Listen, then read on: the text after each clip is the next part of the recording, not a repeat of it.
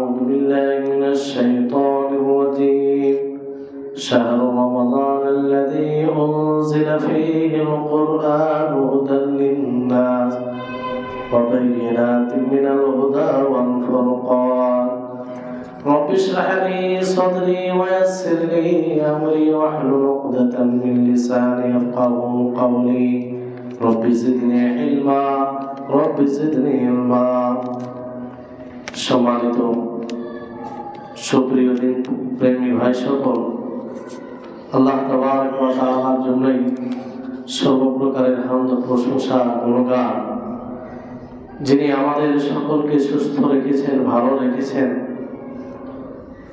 তার সুপথ সন্তুষ্টির পথকে জানার জন্য আল্লাহ তাআলা আমাদেরকে ব্রেন, বুদ্ধি, মস্তিষ্ক দান করেছেন।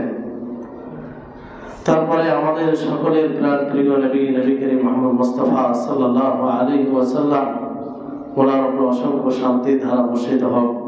আল্লাহুম্মা সাল্লি আলাইহি আল্লাহুম্মা বারিক আলাইহি। সম্মানিত উপস্থিতিগণ, আপনারা সকলেই বুঝতে পারছেন যে সময় যেটা দাবি করে সেই অনুযায়ী কি বিষয় নিয়ে কথা বলবো, সেটা হচ্ছে আসন্ন রমজান মাস, যা আমাদের নিকটেই চলে আসছে। কিছুদিন পরেই সেই রমজান মাসকে আমরা পাব।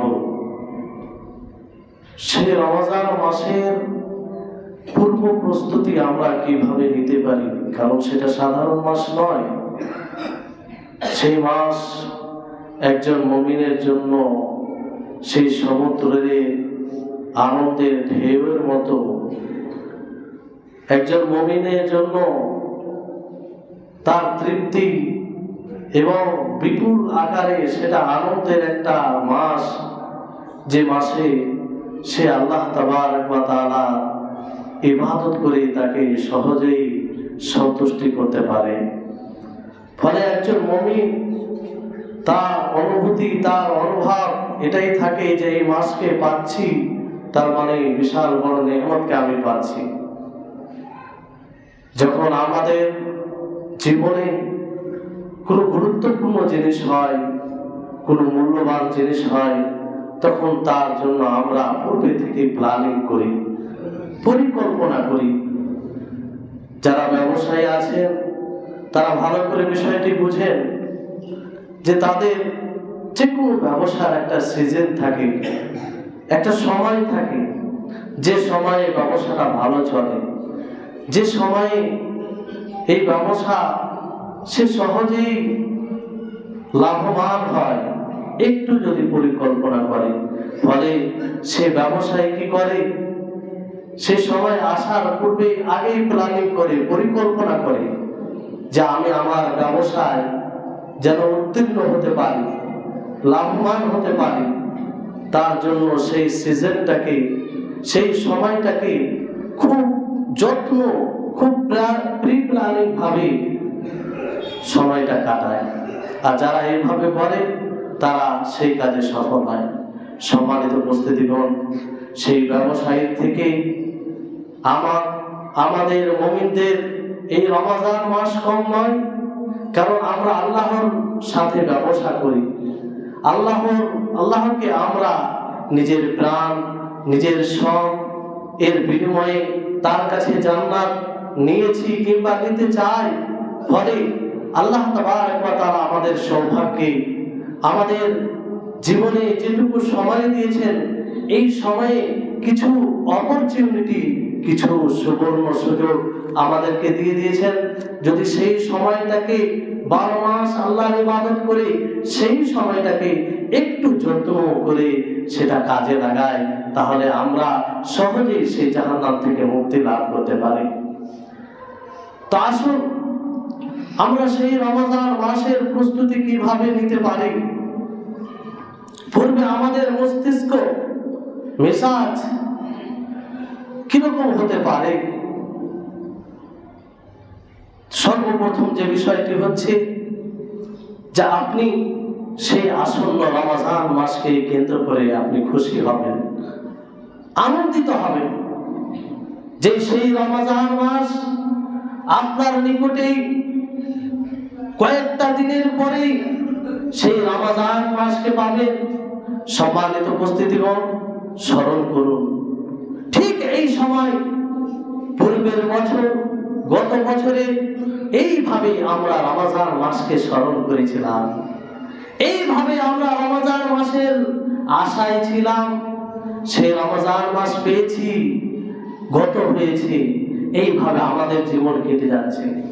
ওই সময় অনেকে আমাদের সাথে ছিল, অনেকে আমাদের প্রতিবেশী বন্ধু বান্ধব ছিল, তাদের মধ্যে অনেকে হয়তো দুনিয়া ছেড়ে চলে গিয়েছেন, কিন্তু আমরা আছি।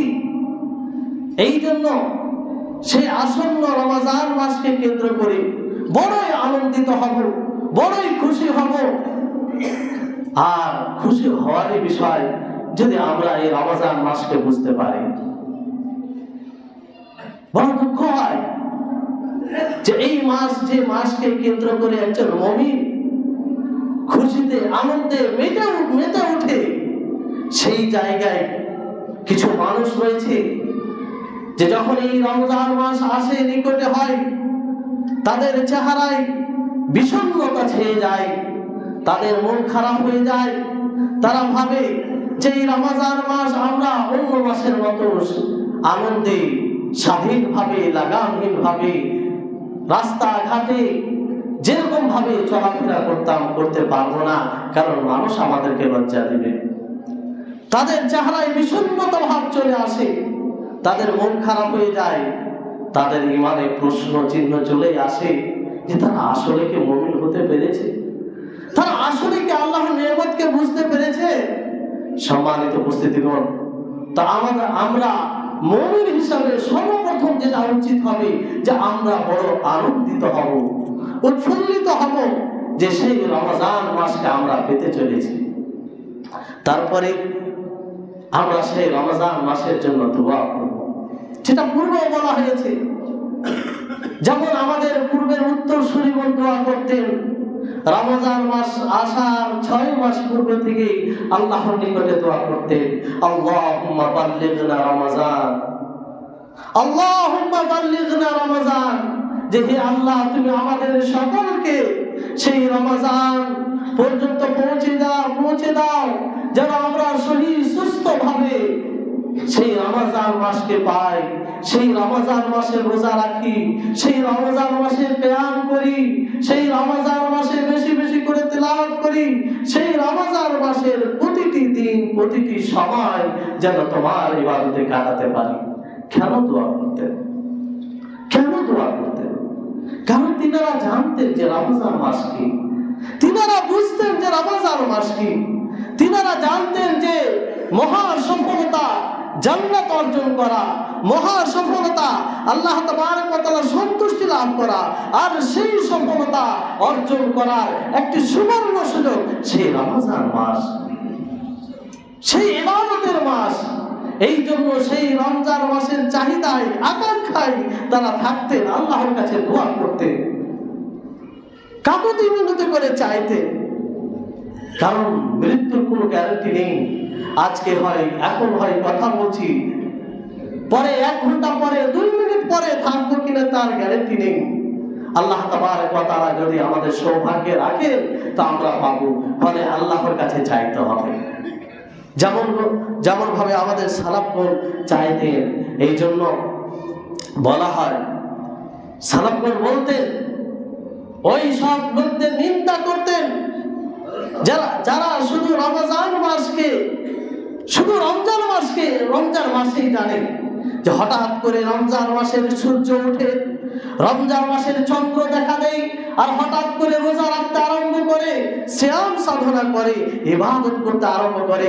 তার পূর্বে কোনো প্রস্তুতি থাকে না, তার মনের মধ্যে কোনো আনন্দ থাকে না, তার মধ্যে কোনো পরিকল্পনা থাকে না যে সেই রমজান মাসকে কিভাবে উত্তম ভাবে আমি অতিবাহিত করব।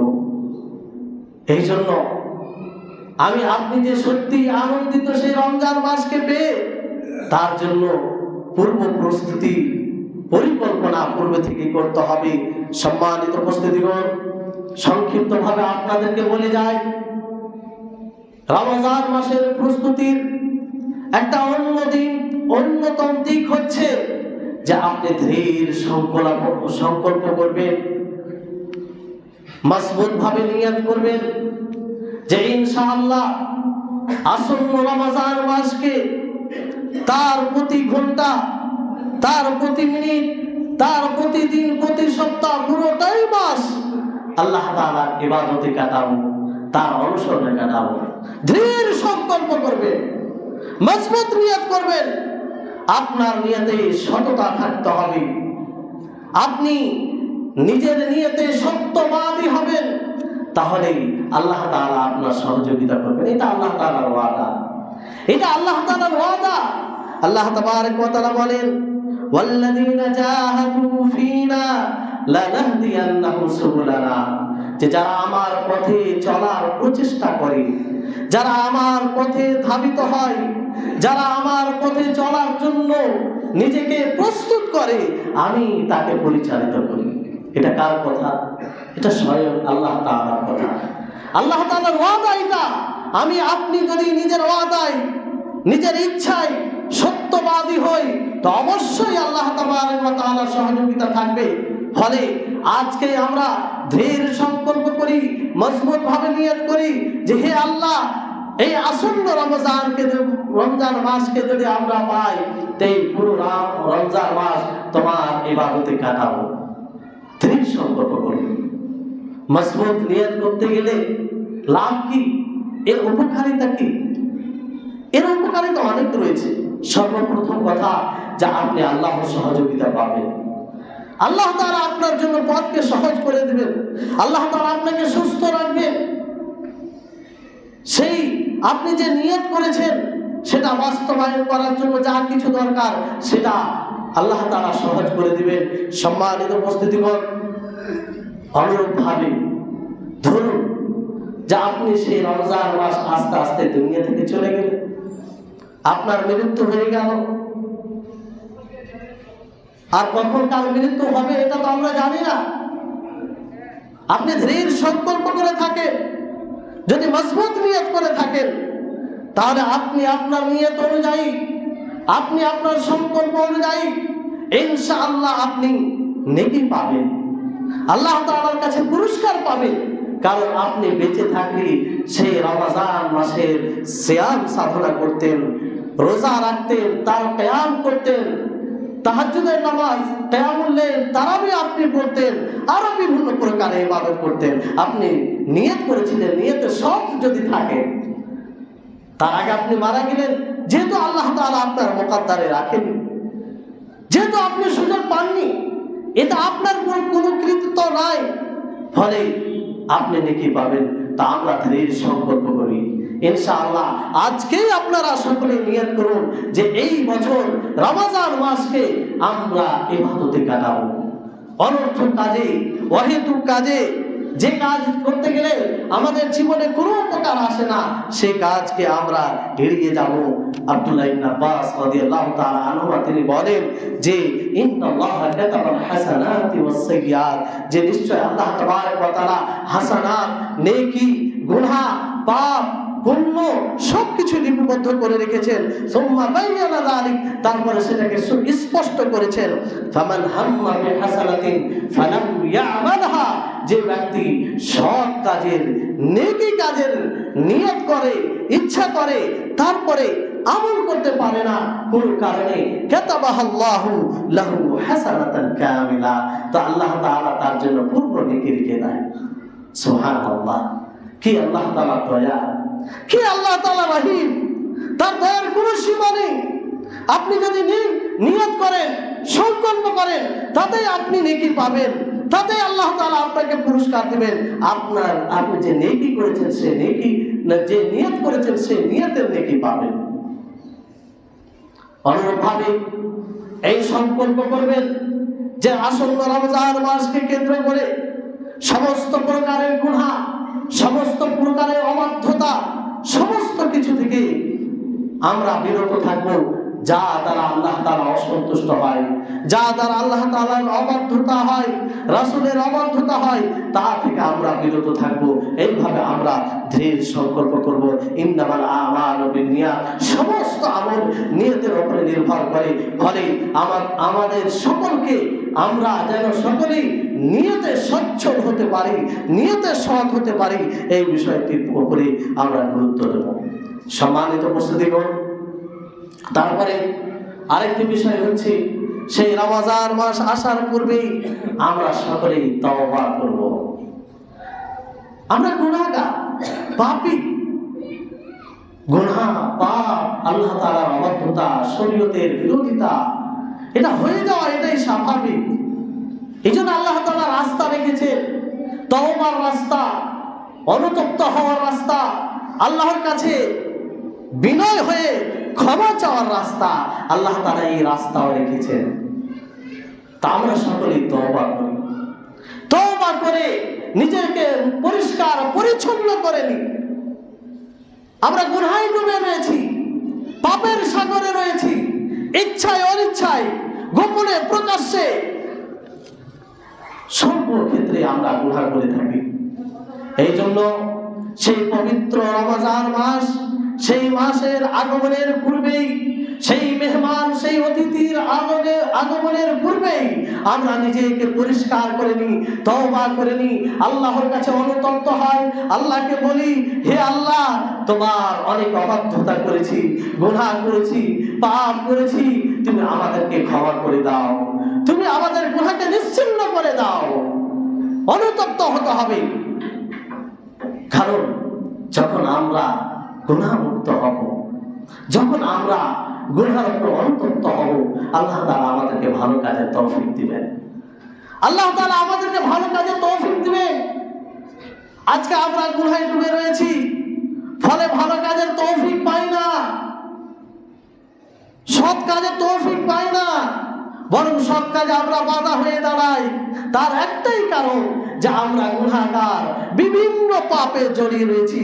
অনেকগুলো পাপকে তো আমরা পাপই মনে করি না, অনেকগুলোকে শরীয়তের বিরুদ্ধাচরণই মনে করি না, অথচ সেটা গুনাহ, সেটা পাপ অনবরতভাবে আমরা করে আসছি।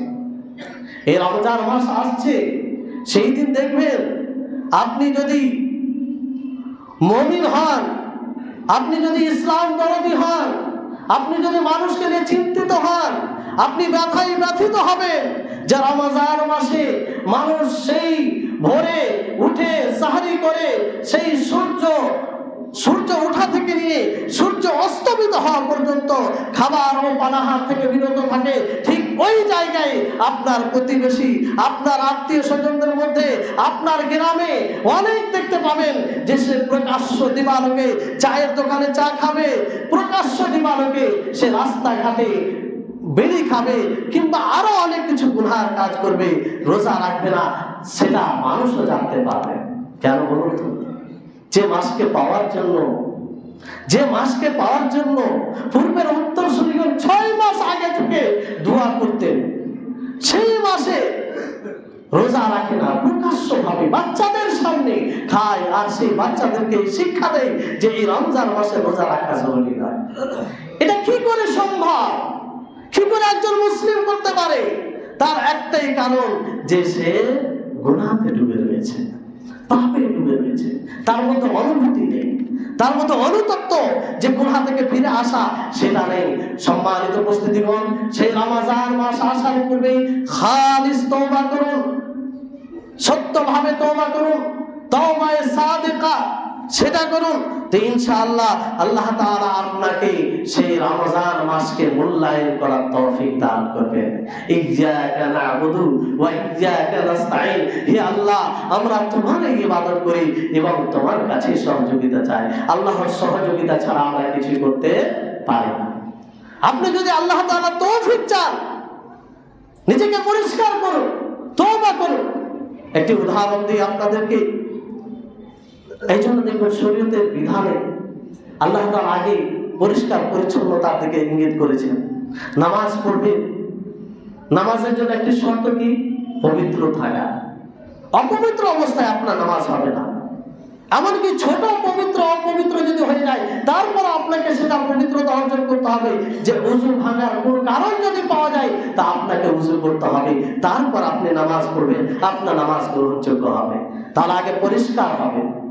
আরবিতে একটি কথা আছে যে আত-তাখলিয়া ক্বাবলা আত-তাহলিয়া, যে নিজেকে সজ্জিত করার পূর্বে, নিজেকে সুন্দর করে গড়ে তোলার পূর্বে আগে নিজের মধ্যে যে ময়লা আবর্জনা রয়েছে, নিজের মধ্যে পাপ রয়েছে, সেগুলোকে বের করুন। একটি বোতলে যদি নোংরা পানি থাকে, ময়লাযুক্ত পানি থাকে, আর সেই বোতলে যদি ভালো পানি ঢালেন, তো ভালো পানিটাও ময়লাযুক্ত হবে, হবে কি হবে না? সে পানিটাও খারাপ হয়ে যাবে, ভালো পানি পাবেন না আপনি। যদি আপনাকে পরিষ্কার পানি রাখতে হয় সেই বোতলে, তো আগে ময়লাযুক্ত পানিটা বের করে সেই বোতলটাকে পরিষ্কার করে আপনাকে ভালো পানি ঢালতে হবে, তারপরে সেই পানিটা ভালো থাকবে।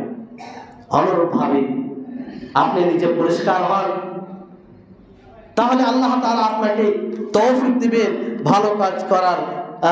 আল্লাহ তাআলা তৌফিক দিবেন। আল্লাহ তাবারক ওয়া তাআলা বিভিন্ন আয়াতে তওবার আদেশ দিয়েছেন, ইয়া আইয়ুহান নাস তুবু ইলাল্লাহি জামিআ, হে সারা বিশ্বের মানব জাতি, তুবু ইলাল্লাহি জামিআ, যে তোমরা সকলে আল্লাহর দিকে ফিরে এসো, সকলে আল্লাহর দিকে ফিরে এসো। তওবার ব্যাপার অনেক রয়েছে, এটা একটা স্বতন্ত্র বিষয়।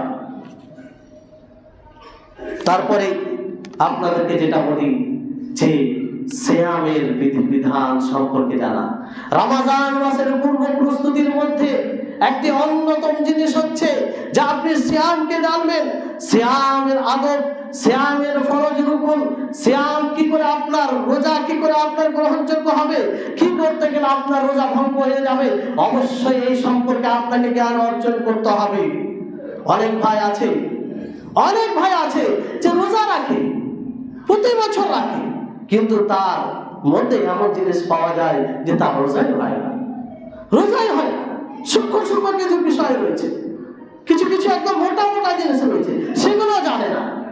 আর প্রতি বছর আমরা রোজা রাখি, কতটা আমরা উদাসীন বলুন তো, যে একটা বিধান বারবার আসে সম্পর্কে জ্ঞান অর্জন করি না। আমরা জ্ঞান অর্জন করা থেকে এতটাই উদাসীন যে এই বিষয়ে একদম অধঃপতনে আমাদের সমাজ। যেখানে জ্ঞান অর্জনের বিষয় থাকবে, 5 মিনিট আলোচনা হবে, 10 মিনিট আলোচনা হবে, সেখানে শিক্ষার কথা হয়, কোরআন হাদিসের কথা হয়, সেখানে বসার টাইম নেই। হয়তো বাড়ি গিয়ে এমনি গল্প করে সময় শেষ করবে, কিংবা রাস্তাঘাটে সময় পার করে দেবে। জ্ঞান অর্জন করতে গেলে ধৈর্য লাগে, কষ্ট হয়। জ্ঞান অর্জন করা একটি বড় ইবাদত। আপনি নামাজ পড়ছেন, বাস্তবে যদি আপনি ইবাদতের অর্থ বুঝতেন, ইবাদতের তাৎপর্য বুঝতেন, তা আপনি যতটা নামাজ পড়তে আগ্রহী, তার চেয়ে অধিক আগ্রহী হতেন জ্ঞান অর্জনে। কিন্তু বড় দুঃখের বিষয় যে জ্ঞান অর্জনে আমরা উদাসীন, জ্ঞান অর্জন করার সিস্টেমও আমরা করি না। পুরো সমাজটাই যেন এই বিষয়ে পঙ্গু হয়ে আছে, যেহেতু পুরো সমাজ এই বিষয়ে উদাসীন, ফলে আলেম ওলামাও এই দিকে ওই রকম যে অ্যাক্টিভিটি থাকা দরকার সেটা নেই, সেটা বিলুপ্ত। দুই দিকেই আমরা আসলে দুর্বল হয়ে যাচ্ছে আস্তে আস্তে।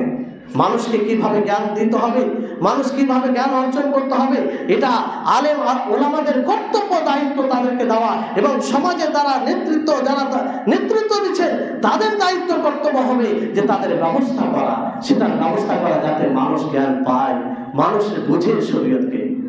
সম্মানিত উপস্থিতিগণ, তো রমজান মাসের পূর্ব প্রস্তুতির মধ্যে একটি অন্যতম দিক হচ্ছে সেই রমজান মাস সম্পর্কে জ্ঞান অর্জন করবেন, সেই রমজান মাসে রোজার বিধান জানবেন, কখন আপনাকে রোজা রাখতে হবে, কোন সময় এমন আছে যে রোজা হয়তো রাখবেন না, ফিদিয়া দিলে চলবে, এগুলো বিধান রয়েছে, যেটা শিক্ষার দরকার রয়েছে, জানার দরকার রয়েছে। মহিলাদের বিষয়ে অনেক রয়েছে যে তাদের কিছু স্বতন্ত্র বিষয় রয়েছে, সেগুলো জানার বিষয় আছে। এগুলো কি বলে মৌখিকভাবে একটা প্রশ্ন করে জেনে নেবেন, এটা কি সহজ বিষয় না? এই ব্যাপারে কোনো দার্সের ব্যবস্থা করে সেটা যদি অনবরত ভাবে সেটা করা যায়, তাহলে হয়তো মানুষ কিছু জানতে পারবে। সম্মানিত উপস্থিতিগণ, তাহলে মূল কথা হচ্ছে, যাই হোক, সময় হয়ে গেল, আমরা রমজান মাসকে নিয়ে কতটা সচেতন, তার পূর্বে এটা প্রকাশ পাবে যে আমরা তার জন্য কি প্রস্তুতি নিচ্ছি। ইনশাআল্লাহ বাকি আরো কিছু রয়েছে যেগুলো সামনে খুতবায় আলোচনা করব এই বিষয়ে। এবং রমজান মাসে কিছু আমরা অহেতুক কাজ করে থাকি, অনর্থক কাজ করে থাকি। রমজান মাসে গুরুত্বপূর্ণ ইবাদতে উদাসীনতা, অলসতা, যার ফলে মূল ইবাদতে কিংবা যে ফজিলতটা আমাদের অর্জন করা দরকার, পাওয়ার দরকার, সেটা থেকে আমরা বঞ্চিত হয়ে যায়। আর এটা সামাজিকভাবে উদাসীনতা থাকে কিছু কিছু বিষয়ে। ইনশাআল্লাহ আগামী সপ্তাহে সেটা তুলে ধরবো। আল্লাহ তাআলার কাছে দোয়া করি, হে আল্লাহ তুমি আমাদের সকলকে রমজান মাস পর্যন্ত যেন পৌঁছতে পারি, তুমি আমাদের সকলকে সুস্থ রাখো, আমরা যেন সকলেই সেই রমজান মাসের মূল্যায়ন করতে পারি, আমরা সকলেই যেন রমজান মাসে তোমার বেশি বেশি করে ইবাদত করে তোমাকে সন্তুষ্ট করতে পারি। তুমি যাদেরকে জাহান্নাম থেকে মুক্তি দান করবেন তাদের তালিকায় যেন তুমি আমাদেরকে রাখো। আল্লাহ তাআলা আমাদের সকলকে যেন সার্বিকভাবে তৌফিক দান করেন। ওয়া আখিরু দাওয়ানা আলহামদুলিল্লাহ।